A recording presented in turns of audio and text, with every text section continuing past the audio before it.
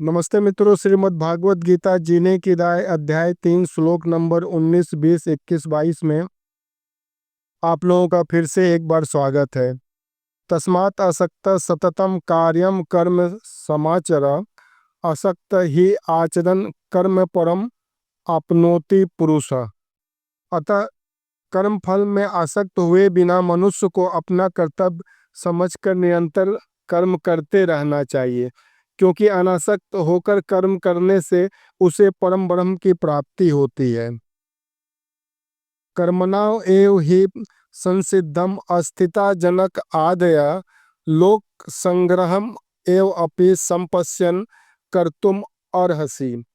जनक जैसे राजाओं ने केवल नियत कर्मों को करने से ही सिद्धि प्राप्त की, अतः सामान्य जनों को शिक्षित करने की दृष्टि से तुम्हें कर्म करना चाहिए। जनक सीता जी के पिता तथा भगवान श्री राम के ससुर थे।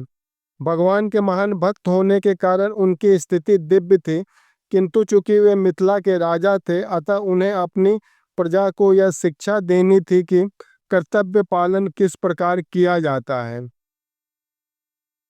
यत यत आचरति श्रेष्ठ तत् तत् एव इतर जना स यत प्रमाणम कुरुतः लोक तत् अनुवर्तते। महापुरुष जो आचरण करते हैं, सामान्य जन व्यक्ति उसी का अनुसरण करते हैं। अतः वह अपने अनुसरणीय कार्यों से जो आदर्श प्रस्तुत करते हैं, संपूर्ण विश्व उसका अनुसरण करता है। चाहे राजा हो या राज्य का प्रशासन अधिकारी, चाहे पिता हो या शिक्षक, ये सब जनता के स्वाभाविक नेता माने जाते हैं।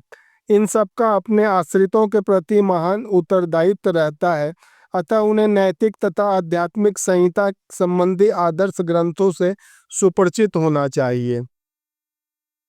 न मेव पार्थ अस्ति कर्तव्यम त्रिस लोकेषु किंचन न अनवाप्तम अवाप्तव्यम वर्ते एव च कर्मणि। हे पृथापुत्र, तीनों लोकों में मेरे लिए कोई भी कर्म नियत नहीं है। न मुझे किसी वस्तु का अभाव है और न आवश्यकता ही है, तो भी मैं नियत कर्म करने में तत्पर रहता हूँ। परमेश्वर समस्त नियंताओं के नियंता है और विभिन्न लोकपालकों में सबसे महान है।